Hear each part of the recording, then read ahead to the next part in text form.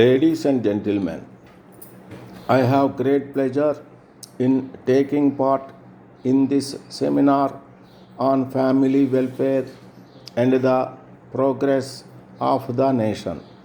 I hope you will agree that the development of the country depends to a large extent on the welfare of its people.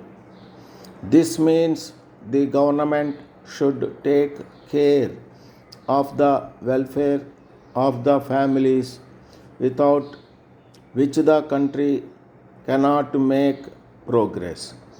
Therefore, I have no doubt that this is an interesting subject for debate at the present moment. When we talk of family welfare, we have to take into consideration the economic position of families. It is not enough if we look at the condition of the families living in towns and cities. We have to see the condition of those living in rural areas also. You may be aware that the people in towns and cities are mostly employed in government departments, commercial firms, factories, and other offices in which salaries and wages are paid every month. But it is not the case with regard to people in villages where they have to depend mostly on agriculture. It is well known that most of the people living in villages are farm laborers. They get wages only when there is agricultural work, and during the remaining period of the year they have no regular work. Of course, during the last few years government have started some industrial units here and there in rural areas which also provide them some work.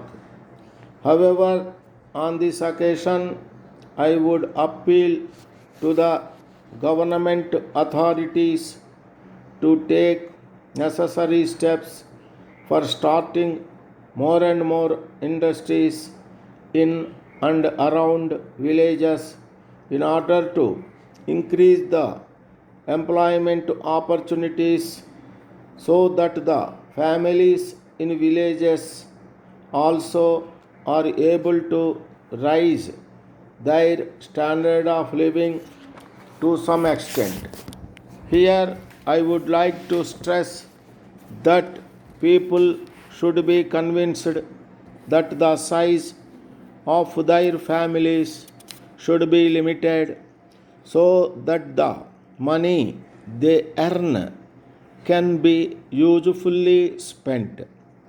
It should be explained that if the size of the family goes beyond certain limit, it will be difficult for them to take care of the children whom they love, and that such a state of affairs is neither good for them nor for the country.